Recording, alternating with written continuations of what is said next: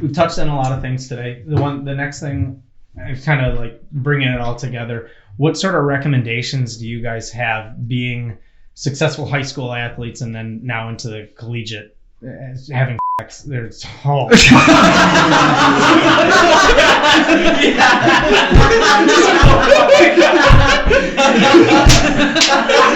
just happened? Oh my God.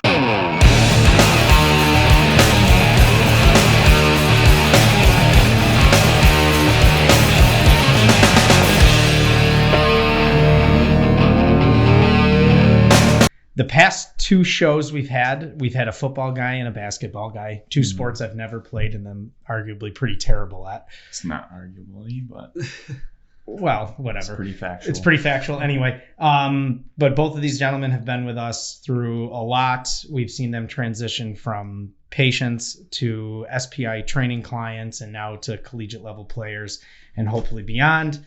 And just want to introduce Ryan Enos and Matt Parkinson to the show.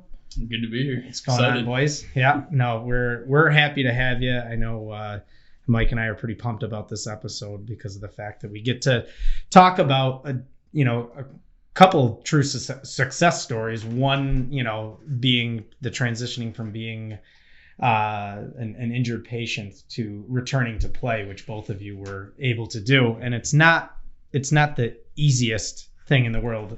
And I think one of the things the media focuses on is all the success rate. So people automatically think that they're going to, just because they have an ACL surgery or a Tommy John surgery, two of the most longest rehab processes ever, that they're just going to be able to come back. And the numbers just aren't there. So you guys are like medical anomalies. So you guys should be proud of that. Yeah. Ryan Enos, Oswego, originally to Oriskany High School, and then transferred to went to college and into Oswego. And fun fact is now his 6th semester in a row with a 4.0 GPA, which is just disgusting. Like, you have fun there too, though. Like, I know you have fun there. Yeah, I do have a good time while I'm there, but I do take pride in my academics. and in your baseball, like, going you guys. On my 5th. Yeah. I'm gonna bring up your baseball stats and not your GPA part, but that's fine. That's okay. You've had an excellent career at Oswego. You guys have gone to the College World Series how many times? Just once. Just one time. Year we went. Freshman year you went, and that was next year we went to regionals. You went to regionals. Didn't make it. Yeah, so you would have been in your junior year this year, but unfortunately we missed out on that. But you've had a pretty good success story there, so Thank you. That's awesome. And Maddie, you went from Whitesboro High School, but I've known you for a long time. One of my favorite stories about when, like, I don't know, I was hanging out with your brother and you told your mom, like, you wanted a Mustang or something like that, like, and not the animal, because they did have a goat at one point, and not the animal, a car. And your mom was all bent out of shape, and she was just like, "Oh, what am I going to do with this kid? He wants a Mustang." And your brother was just like, "Mom, he's 12. Like, let's just relax. It doesn't matter. Like, let's just relax about it." But it's been very enjoyable seeing you grow, and I've had you, training and rehabbing, and it's been great to be able to give you, both of you, just the ability to play the sport that you guys love. So that's been fantastic. Whitesboro High School, multi-sport athlete. Both of you were multi-sport athletes, and then you transitioned to Herkimer and then off to College of Charleston and missed this year. Unfortunately, your first year at D1, missed it. But like I said, I'm going to talk about the transition a little bit. Yeah. I don't know if you want to get into that now. Yeah. But Yeah. The biggest transition for me going from Whitesboro to Herkimer was just flat out work ethic. Yeah. I mean, I was thankful enough to have Tommy John. Actually, I say thankful because that kind of taught me work ethic. Just, the recovery for that, because that's such a roller coaster. But, the transition between just college, and he can probably attest the same thing, college and high school is just unbelievable. I mean, because when you're around 30 different guys trying to beat you out every single day and be better than you every day, you're forced to work harder, and you take training more seriously, you take practice more seriously. Competition breeds success. Exactly. That old saying. So that's awesome. Yeah. Did you feel the same way? Like, I mean, you were obviously, you comeback player of the year, comeback athlete of the year, from Oriskany, and then you went to Oswego and had a great. I mean, you went in and immediately had an impact role as a freshman. Yeah. Right. Yeah. So I would say the biggest transition for me going into college was just the physicality of it, because that was probably my biggest knock going in, is that I was small. Yeah. So when I got there, I had to put in that work every day in the weight room. We did a lot over summer. Yeah. Because that was I think that was my second summer coming in. Yeah. Like transitioning into going into college. Yeah. I was working out with you guys every day. And I just had to put on so much size and develop more physically so I could compete at that level. And then that's something that we talk about all the time at Oswego is every single day you come in, you got to compete. Right. You're trying to take someone else's job and you're trying to keep your job, but we're all working together to get towards that final goal of being successful as a team. I think the thing too, I mean, you're leaving high school as a 17, 18-year-old going, and I mean, there's guys that are arguably 4 or 5 years older than you, maturing, developmented, you know, like, and that's got to be difficult. That's got to be a hard thing to, coming from being a stud when you're the oldest, and then you go in there and you get that slice of humble pie. You know, like when you're a senior in high school, you're probably the best person on your team, right? If not, you know, one of the best athletes in your school. So you don't really got anybody driving you. You know, you're not being pushed very hard. Yeah. And then once you get there, like you said, competition breeds success. Nice. But I think it's pretty interesting and pretty crazy, really. I mean, you think about it: high school to junior college, and then D1, and then high school to D3, where you know you're the top dog, but you expect one of the best JUCOs in the country, and then a D1 college. You're going to have to work your ass off to get a spot right away. But for you, you know, it's a D3 school, which some kids, you know, don't think it's as cool or as hot, but you're going to, you know, they have that mindset sometimes where they're going to walk right in the door and they're going to get a spot right away at a D3 college. But you had to work your ass off pretty hard, right? I think that's like one of the bigger misconceptions is that there's no talent down there, but down there you're developed more than you get more work. You got to work every single day. Yeah. And everyone there is just, they all have the talent. It's just at some point, maybe they didn't get the look or they weren't, like my knock was I wasn't big enough to go anywhere else. So that was, and then once you get more developed, you're into like you're a good player. Everyone's a good player down there. Yeah. That's the thing too. I mean, especially with baseball, division doesn't really matter as much. You know, there's good players everywhere.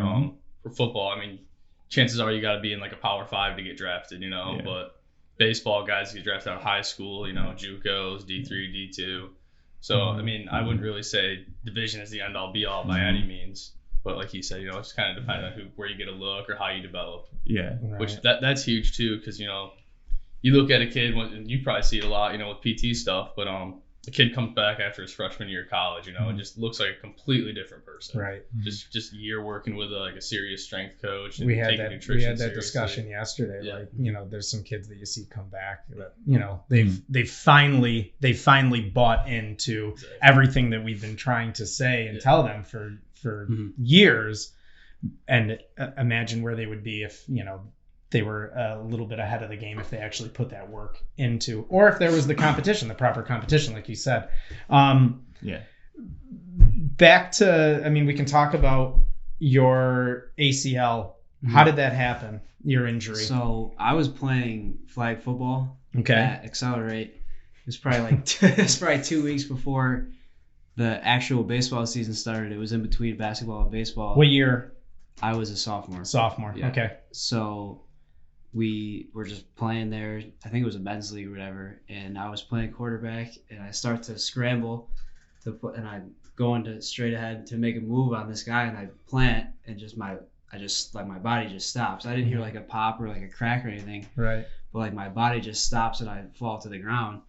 And I was just like sitting there for probably like a minute or 2 minutes, and then I got up and walked off to the sideline, and it didn't feel like anything was really wrong, but it just felt like different. Like I had like a little sack of fluid in my knee. Okay. And then so I took like the next 2 weeks off, I would say, just like iced it, did like strength stuff, and then I didn't know it was torn. So I played all of the high school season with it torn, and then high school baseball season. Yeah, right. And then all of summer with it torn. Yeah. The summer ball legion, And then the only time that I decided to get it tested was because we were doing our summer preseason workouts in the weight room for football, and I couldn't squat. Like I didn't have the range of motion, and it was weak. And I still had that like sack of fluid, so it was like, all right, yeah, let's get this checked out. I can't do what I'm supposed to be doing here. 2 seasons on a torn ACL, no big deal. That's one of the really funny things about ACL tears, right? You know, there's some, you know, from our clinical experience, especially you as an athletic trainer right on the field, you know, there's somewhere, you know, right away that knee's blown up. They can't put any weight on it. They're crying, they're screaming. And then you have others like Enos. I've had people that tore it. They said doing a layup drill in basketball practice or something like that. It's very weird. It's very funny. And then some people, you know, that have that higher level of knee stability and strength and power can get away with playing on it a little bit longer. It's pretty interesting. Yeah, because I guess another like fortunate thing about your injury, like I didn't really know you at all prior to that, and I knew your uncle a little bit, Steve Strife, and then, you know, I get a phone call like, hey, you got to take care of my nephew, and then since then, we've just developed this great relationship with him, which has been nice. I enjoy having a relationship with a coach like that. Getting him to believe in me has been huge for my success here at SPI and Ryan Monaco Physical Therapy, but I'm sure making sure that you did all right has something to do with that. But and then Park, you underwent Tommy John repair. So it was my senior year of high school. It was about halfway through the football season. This was an arm tackle. Just kind of got caught up weird, and it just popped it, and then it's probably only hitting once or twice a week during then. So felt good. Just took a little bit of time off, and it would be like when I would roll over, you know, I'd feel like a tingle. So like I said, just took a little bit of time off. Threw probably once a week. When I would throw, I wasn't really trying to throw hard because it was just the fall still. So I could probably throw 75%. Then when I would really try to let loose, that's when I realized, you know, like something was wrong here. Yeah, and it was about a month later. Were you feeling pain when you were throwing, or were you just feeling a decrease in velocity? No, there was a lot of pain. A lot of pain. Yeah, it was like it would be like one throw and then just numb. all the way down the side. So that's, I mean, pretty classic presentation of the injury. And you're a catcher, so that, I guess that's important to talk. You're a position player. Ryan's a position player. Matty, you're a catcher. So we had, me and Dr. DeGracian, who did the surgery, had a discussion about that. He said I definitely tore it during football, you know, but he said it was probably previously a little torn. Right. Just from catching, you know, so many games over summer and all that. Yeah. It's a brutal position, but I don't think that I know the pitchers get all the fame and the media attention for throwing too much, but when you're playing catcher and you throw hard, you're throwing equally as much as they are.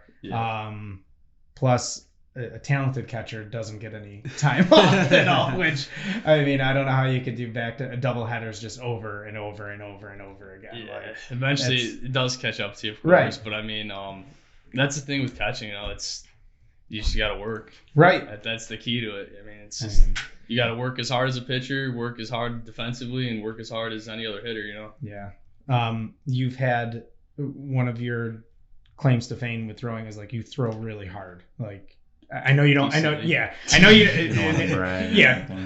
We prefaced this maybe like you didn't want to talk about yourself and whatnot, but I just, you know, I've known from watching you that, I mean, not a lot of guys run on you at all because, well, if they do, they're thrown out by a mile. So, and that just goes to show the injuries that can be sustained from increased velocity and throwing hard. Yeah, and one of the things I learned throughout going through that process, I thought maybe, you know, it's just from like pitching when I was younger, you know, like trying to throw curveballs because, you know, they teach 10, 12-year-olds like, oh, don't throw curveballs, don't throw breaking balls. Right. But the fact of the matter is, it's actually the fastball that's the worst thing you could possibly do for the UCL. It is. It puts the most torque on it, which is crazy. But if you asked 9 out of 10 youth coaches in the area, they're going to say that it's the curveball. That's the problem, is the curveball. And it's not the cumulative effort of throwing. It's not the throwing year round. It's not, and that the damage is because of the curveball, and I don't have my kids throw curveballs, so we're going to be in the clear. Yeah. And we're not. Like I looked up some stats last night prior to this, but in New York State in the past 10 years, UCL tears are up 193%. And all the literature that's out there on arm care programs and what to do, taking time off from throwing per year, it was introduced in 2011, and we're still here today not listening to the research, which is it's crazy to me. Yeah. So I think part of it too is kids are just focused on one sport now. Everybody wants to be a one sport athlete. Where we played 3 different sports in high school. He's throwing a football half the year. Right. So when you're pronating that much, that's just as good for you. Definitely. Helps build arm strength. Yeah. I mean, it's a different size ball. It's a different weight. Yeah. Different motion too. Yeah. You're taking time off. I mean, I guess. He's not. I mean, you're a third baseman, shortstop. What are you playing in college now? I play third base. You play third base. Yeah, a little bit of second, but I played short in high school. Short and pitch, though. You pitched a little bit in high school too. So I mean, that's the other thing too with position players that are talented. They usually have good arm strength when they're not pitching. They're playing shortstop, so they're really not getting time off. But with the numbers in your small school, there's no choice. Yeah. Plus, you can swing the bat pretty good, huh? A little bit. So let's go back on this whole one sport athlete and playing year round. So one of the big things that we stress to our parents and coaches is you need to take time off. You need to take completely time off and shut it down. You guys, what are you doing? How much do you guys take time off? First of all, and how much? I try to shut it down as much as possible. I'll probably shut it down for 2-3 weeks into summer here, going into the fall, and just slowly ramp it back up again. Then I'll probably take like a month off over winter if I can. It's hard with the college season to really because fall ball's kind of important. Like you come back to school and it's important, but as long as they're building that in there. What are you guys doing at Oswego? So we have fall ball for the first. I think we get a week off once we get there to get like everything situated with classes and stuff. But I think we do like 4 or 5 weeks of fall ball, and then we have one scrimmage at the end we always go to Binghamton. Okay. And then after that, it's just heavy in the weight room, and then like 2 or 3 days a week working on skill stuff like hitting, fielding. Nice. And then we don't do as much throwing, and the pitchers do, but the position players, we don't really get on a throwing program. We just throw like a couple times a week, keep it. Okay. Maintenance stuff. Nice. When each of you were going through your injuries mentally, I guess, talk to us about that. Like, what did you think? Mine was brutal. I mean, I think it was probably like a week where I was like, Ryan, I'm just over it. Like,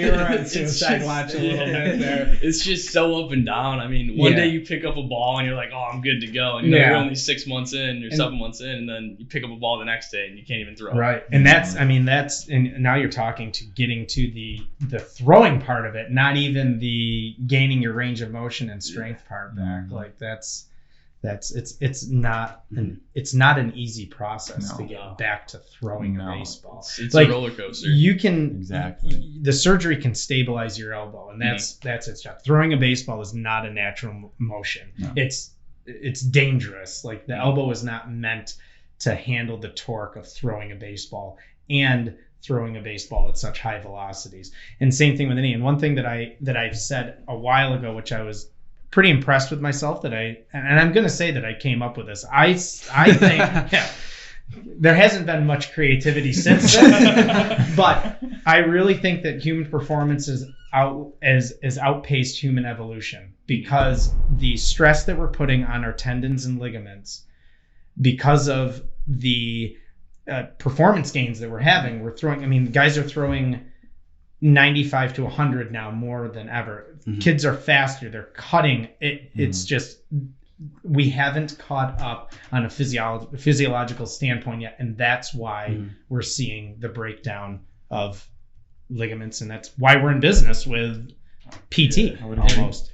So I would say what's even scarier with that is when you see a guy jump from like 88 to 92, 93 in a matter of a couple weeks like that. Right. and it's just there's no way that your body's developed enough to slow that down. No. You know, and that's when the injury I feel like occurs. Right. Yeah. Mhm. And I mean the cumulative effect of all of that.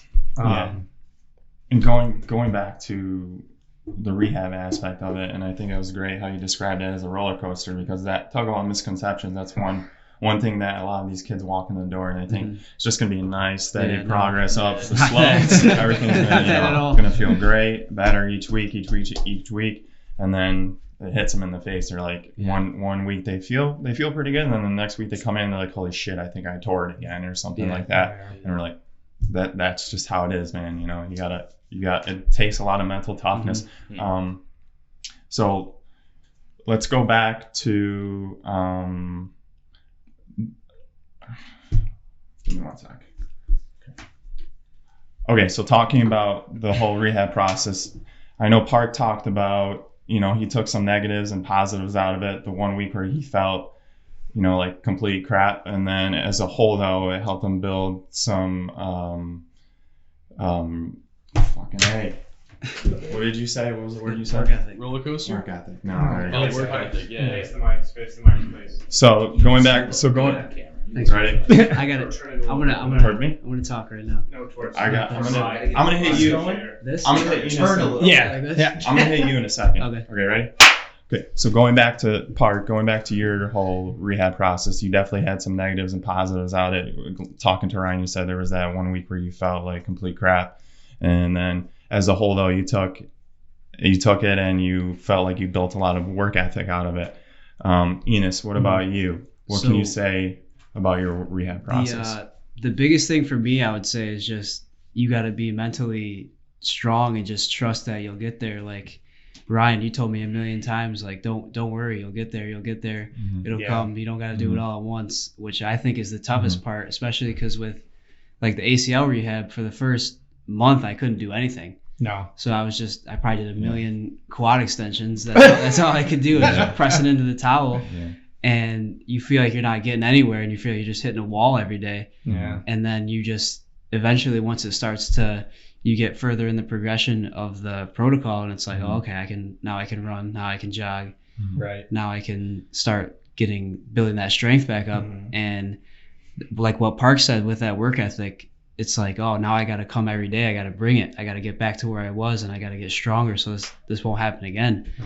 And then you're just building up from there, and it's just, once you're done, it's like, oh, okay, now I got to keep building. On our end, the most enjoyable thing about working with two guys like yourselves that completely bought into the process and wanted to get back and put in the effort, that like makes us work even harder from the physical therapy and rehab and strength and conditioning standpoint to give you guys the tools to get back. And we see it where, you know, I mean, you guys really wanted to come back. Like, you wanted the best out of us because you guys were giving us your best to come back. And that from that standpoint is really, really, it's enjoyable to see. And both, you know, fortunately had successful recoveries. And I know with you, like, your team was going through through your basketball season. Yeah. And you guys were going through your state run. Yeah. And like normally, the thing I like about Dr. LaFrance is how he says, you know, it's 9 months. Like it's 9 months today. Yeah. Don't ask me Yeah. to come back sooner. It's 9 months and there's no budging. And you were ready to go at 7, like, which is not common. Like you were ready to go at 7, and I had to beg and plead to allow you to get the okay to have you warm up when you guys were in Glens. Was it Glens Falls? Was that where the state tournament was? Yeah, because I think I got cleared to warm up. That was for a regular season, like our last couple regular season games. I got to, and then he cleared me to practice. So I felt during that whole like state championship run, I felt like that football season was harder for me because I couldn't do anything. I was just on the sideline. I would go to practice every day. Yeah. But I was just sitting there watching, like trying to help when I could. But football was hard because I couldn't do anything. Right. But basketball, I got back with, I think there was like 2 weeks left in the regular season and I could start practicing. So I practiced throughout the whole state championship run. I felt like I had like a real role on the team. I felt like I was a part of it. Yeah. I just couldn't play because You I didn't have released. any games in the regular season. Okay. So it's like all right. I still got to practice for a month. I was still a part of it. That's good. And that probably helped you. I mean, we were doing a lot in rehab. Yeah. But that probably helped you prepare for your baseball season. Yeah, for sure. I've got me back in shape, and then with you, the strength training was big because that's when I pretty much first got like I would always work out like for football and do like the team stuff that we'd always have, but going with you and working at the SPI, I got to see like how things progress and like how to actually work out. And then Steve was there, Dowd. Yeah. And he really took me under his wing when I first started, and then it went to Nate after he left. Nate doing a good job. Nate's doing a great job. Nice. So that's another thing we see in the clinic, right? Is some of our higher level athletes at like 5 months, they look like they could get back out on the field and play, but we know, physiologically that graft is not ready, and we have to drill it into their head. Hey, don't be an idiot. Don't be an idiot. That's probably you look good. You look good. Yeah. You feel good. You're strong, but that thing is not ready. And the research shows, if say 5 months out, your chance of re-tearing is astronomically high. But then you go each month from there on out, it's about a 50% decrease each month out from there. But as a whole, once you hit 9 months, that graft is pretty solid, and so that's why we really stress that whole 9 months to you guys. You'll feel pretty decent at 6, 7, 8, especially months, but you gotta wait until I felt right that one day I Feel the Dreams, you hit me ground balls. That was like 5 or 6, and I was ready to go. I was ready to go tomorrow. Nice. Well, I mean, and I think when the kids, and I'm dealing with a kid right now, like they look at the protocol, like we're issued a protocol from the doctors, and it says, okay, at 16 weeks, I can start throwing, or at 12, 14 weeks, I can start running. And that's all they have in their head. They're trying to skip over all the important stuff. And I'm like, no, like I'm going to let you run and I'm going to let you throw when I think you are ready. Not just because you're at... It's not cookie cutter. Well, and some places are, and I think that's a big mistake. Like you can, like you can just, if you're just going by the paper, just do that. However, you're not doing yourself any favors, and you're not doing us any favors, because it's just going to make that process go a little longer. So if you skip out on the front part, like you said, the boring stuff, but that stuff's important. Getting your range of motion back in your elbow is important.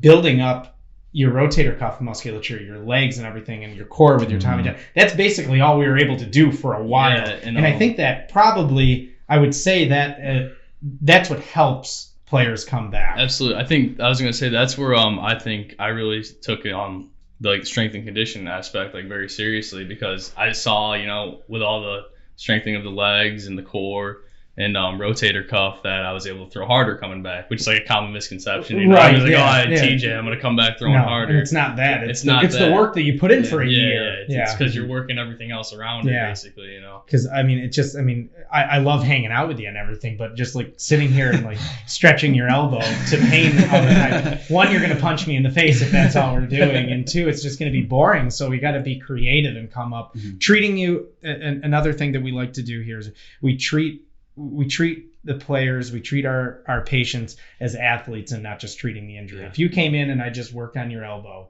and didn't work on anything else, you're not going to get better. Same thing with you. If we just worked on your range of motion of your knee, and we were doing some I was hitting you ground balls. After your rehab sessions, you were going and throwing routes to Lawrence Elliott and some of the other kids that were there. That's pretty special. It makes it's got to be mentally better for the rehab process. I feel like that's why I Feel the Dreams was so. It was neat, I know. Yeah, because it was almost a reward. You put in that work, you get better, and then it's all right, you can go over there. you can go throw around for 10 minutes. Nice. All right. Well, sorry, the new place you can't do that, but we will. We will. So. I feel like that's why, especially just older people, that aren't athletes, that are just coming in for a shoulder repair that they had, a shoulder PT. I feel like that's why people come here a lot too, is because they're around athletes. You know what I mean? It's a more fun environment than going to a regular PT place, where you don't see people who just coming just to work out and get better. Or maybe they were an athlete. Yeah, back in the day. A couple of years ago. Definitely. And one of the nice, and going back to like I said, the Tommy John surgery rates have gone up in New York State. I mean, I think we've probably had 10 to 12 now just out of Utica, New York, and the majority of them have come here. But it's been nice, and I've asked you, and you've been willing to talk about your process to these young kids, which is great. Same thing with your ACL repair. Like, this kid is out now and he's back playing in college, and you've gone through it the same thing, and it gives the younger kids that are going through that first couple weeks where you just like, why did I do this? It gives you something to look forward to. There's light at the end of the tunnel. That we've been in here. You said someone's working on the table doing something. They're like, show him your scar. You doing through the same thing. Look at him. He's back. He's doing whatever. He's 100% now. It'll get there. Right. Yeah, I appreciate that a lot. For on our Facebook, we were just talking about this before we filmed it. There was a pop-up video of him back at Field of Dreams doing TRX split squats, during his rehab process, and now just looking at this mini Bryce Harper right now.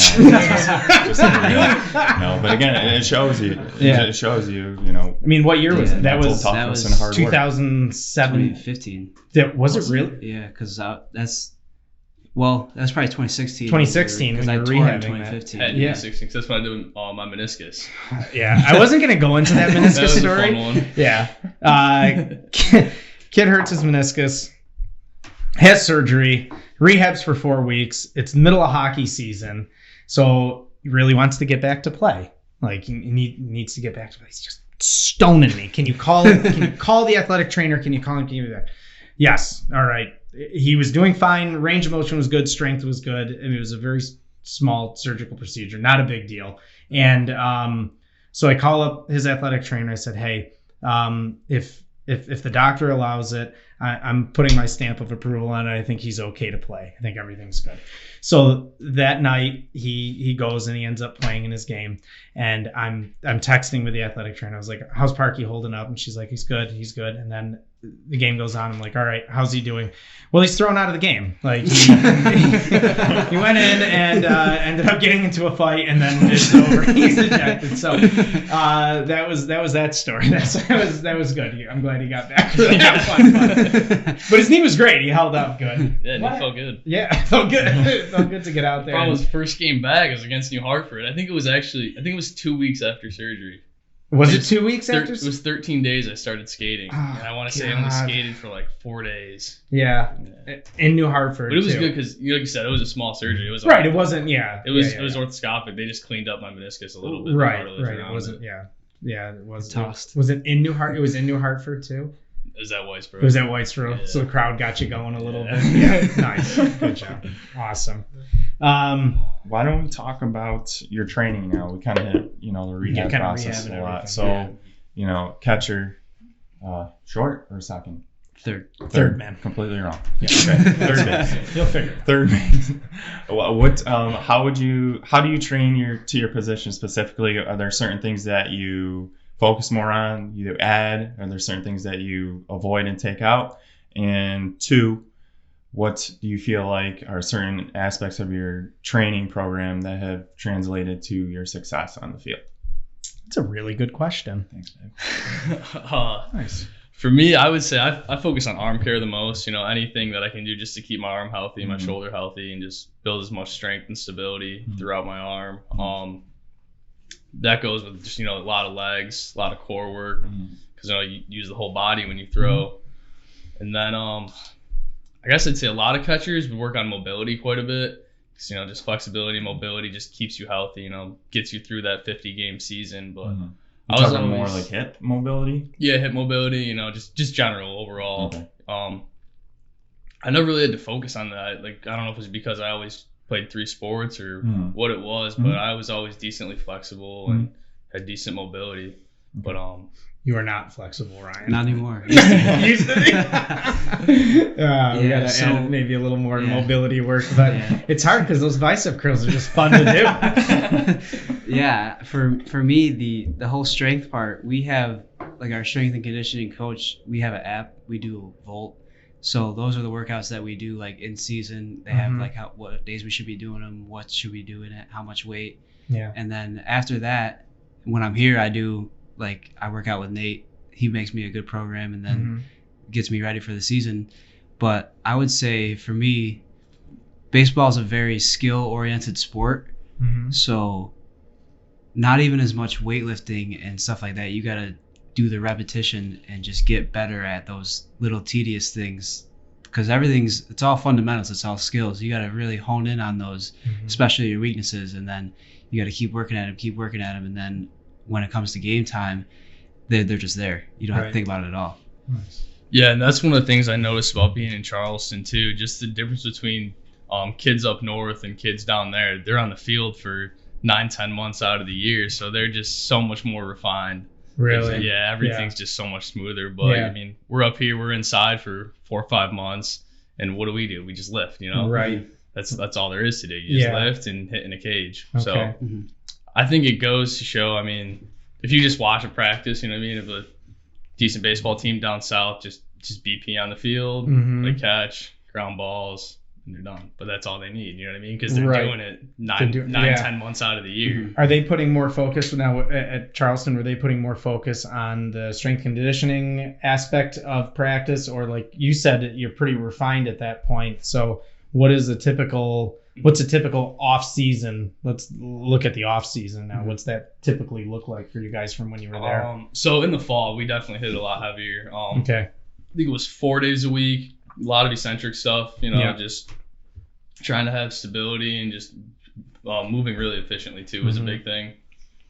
But not even so much conditioning standpoint. Yeah. You know, with baseball, you're running 90 feet at a time. You know, people think they want to go run pitchers miles and miles. But so distance running is stupid. Yeah. Can I repeat that again? The story. Distance running is stupid. Go on. We don't do any distance running either. It's all sprints and like stuff like that. Developing power and strength. That's what I mean. Baseball's an explosive sport. Yeah. Exactly. Baseball's an explosive sport. Stop distance running.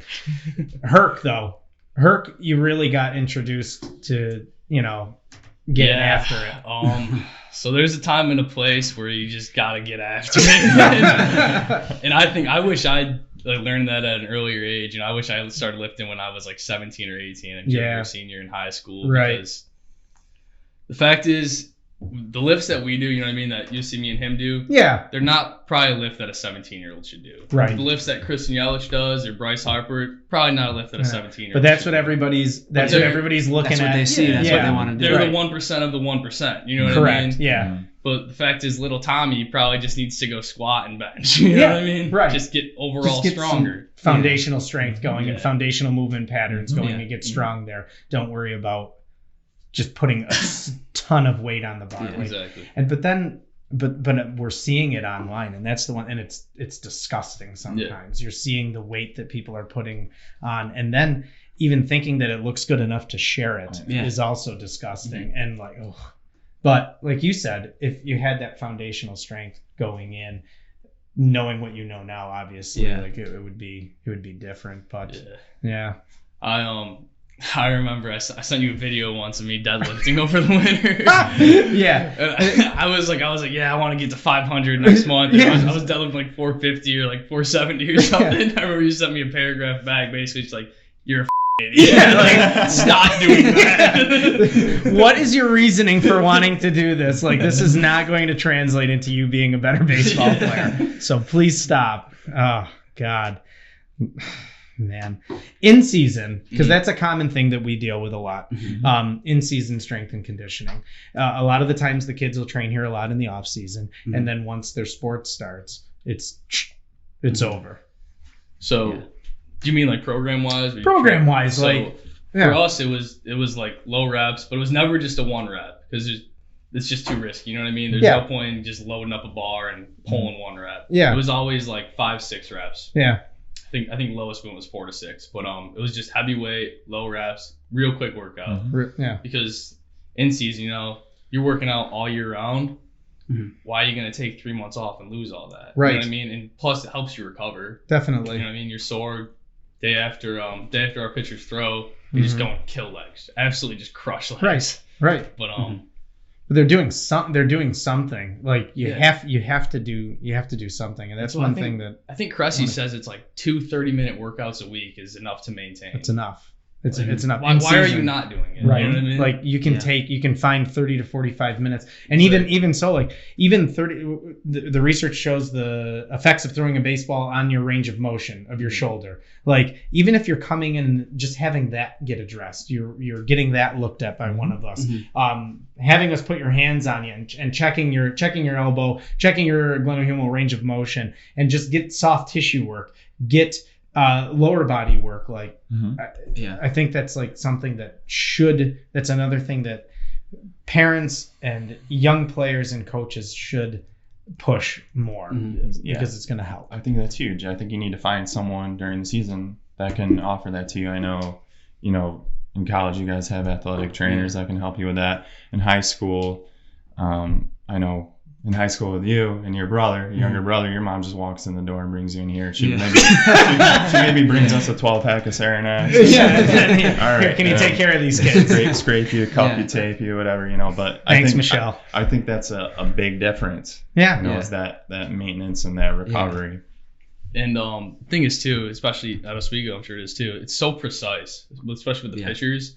They're all on a very like individual specific plan where this is what they do the day before they throw. This is what they do the day they throw. This is what they do the day after. You know what I mean? So that doesn't translate to high school as much, because if you're the best pitcher in high school, well, you're gonna try to throw every 3 days. Right. But in college, you're playing Friday, Saturday, Sunday. It's your weekend, and then 2 midweek games. So those guys, like a Friday guy, has a whole week to recover. Right. So what's he doing in between? You know what I mean? He's still on a throwing program. He's probably throwing 2 bullpens between then. Maybe a light bullpen and like a decent one on Monday or something. The thing with high school, also in the Northeast here, like you're sometimes you're cramming games in. You're playing all like in a you month said, and a half. Yeah, you want your ace to be on the mound as much as possible, which is why these injuries aren't like everyone talks about the increase in injuries in Major League Baseball.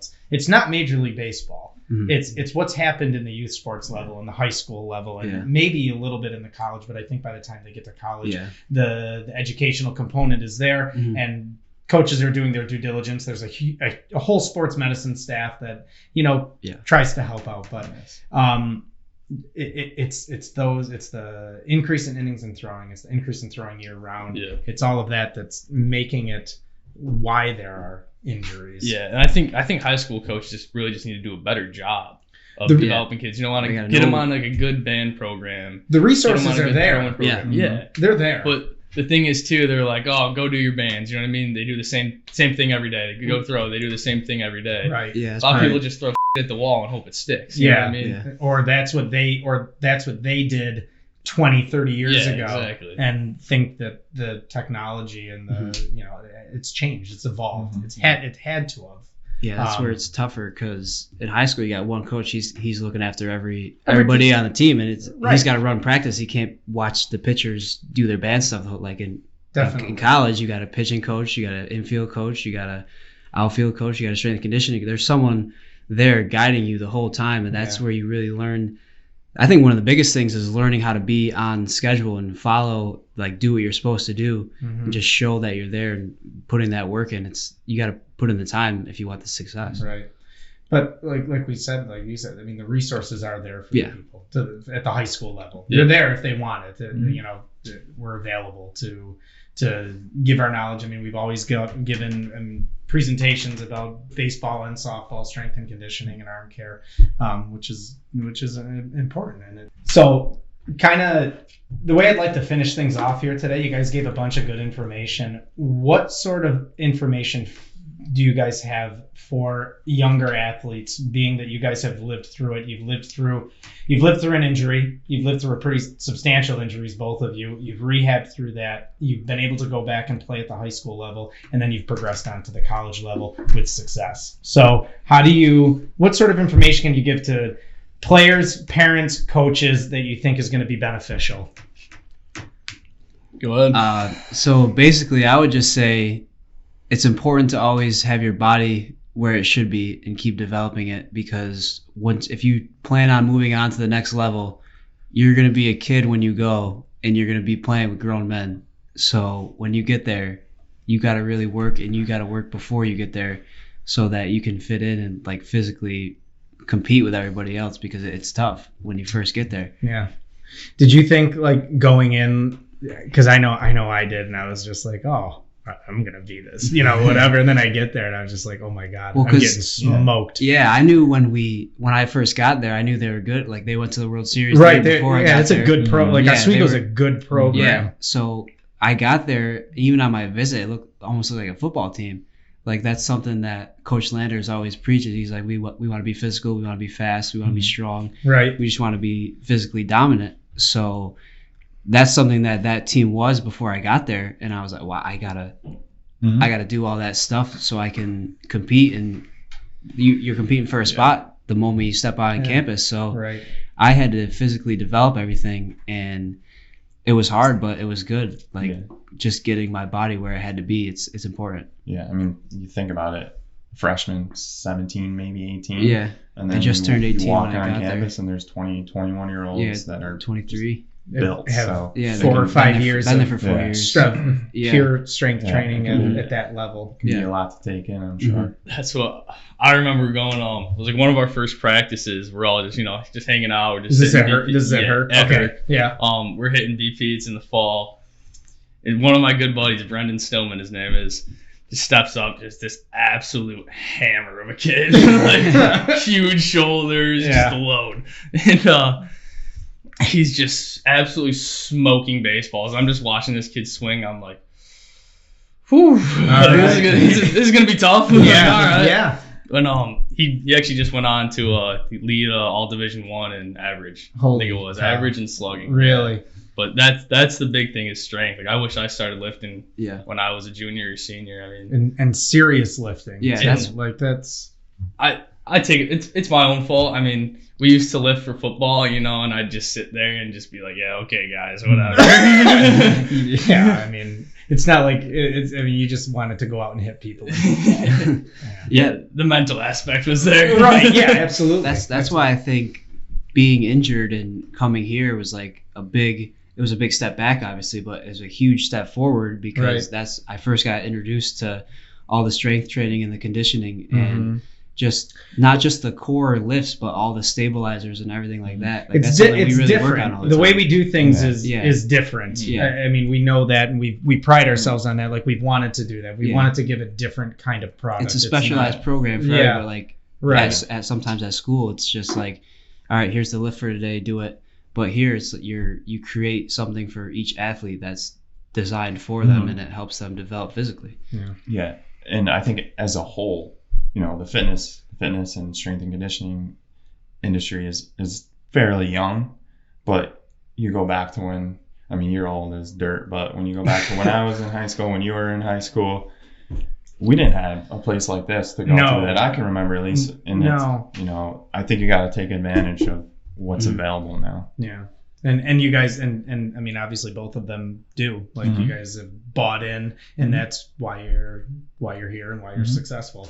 So in the places that you are, that's where you go. And not to pump our own tires. I mean, these guys have put in work. God, we have a lot of failures. We have a lot of successes. Yeah. But these two have put in the work. That's on them entirely. It's their work ethic. Yeah. They've bought in, and like I said, before working with both of them, they make it easy to come to work every day. When you have guys that are out there willing to put the work in, that's what makes it easy. When you have a kid that comes in that is just trying to go through the motions, well, you're not gonna get there by just going through the motions. And I guess that's the one thing. Like, and we had talked about it, and we were going to talk about it. Just like everything that it took to get to the collegiate level, we have kids that come in here, and the big thing is, I'm going to play like the percentages aren't there that you're going to play in college no matter what level. You can lead a horse to water, but you can't make it drink. You know what I mean? Right. No matter how bad you want your kid to go play Division I baseball, if he doesn't want it that bad, it's not going to happen. No. Yeah. Not only if he doesn't want it that bad, maybe he does really want it that bad,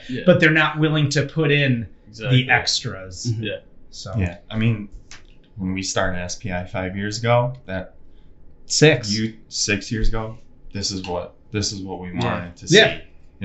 Talk about the whole transition from rehab to sports performance, and then talking about our banner when we have our athletes sign the banner. It's just finally it's worked. I know. They're here. We work with a lot of athletes. We see a lot of athletes, and not all of them can go through that transition, go through that process, and be able to sign that banner. So I mean, you two are our poster boys, really, and two of the signatures. Thanks, guys. Two of the signatures that we're definitely most proud of. Yeah, on that absolutely. banner, for Yeah, sure. all joking aside. And that's the thing too. You got love the process more than you want the result. You know what I mean? Like you break my balls because I come in and I don't fucking talk half the time. Because I'm just so focused on the process. Right. You know what I mean? I'm addicted to that process because I want to be more successful in the process than I do in the result. Yeah. Because the result is just winning and being successful. You know what I mean? I think you see that a lot in great athletes, honestly. Yeah, like they know what they have to do, and I think a very rewarding thing for us is even when you guys aren't here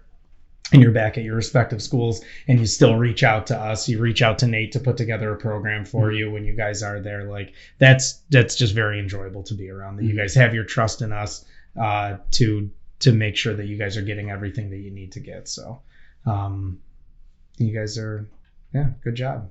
Proud of you both. Very proud of you. Thank you. Lightning round questions? Shit. Yeah. Didn't come up with them, did you? Me neither, but I'm going to go off the cuff here. All right? What'd you have for breakfast?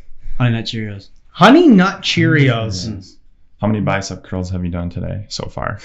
As of 9 a.m. 0, but me and Nate are going to get after it after this. Get after it after this? Nice. How much you weighing now? 175. No. Yeah, well, it's not confirmed. Shoes but off. Get on the scale. Not confirmed, but I did lose a little weight. I'm putting it back on. Don't worry about it. yeah, because you got called out. Like you came in here. You came in here to visit the other day, and I was saying you were looking pretty frail. So that's he okay. did. He called me out. Yeah. Oof. What am I gonna ask I you? know. I was trying to think. I don't even know. I don't even know. Every time your hands on me, I wanna be your way to shine. I can't deny the feeling.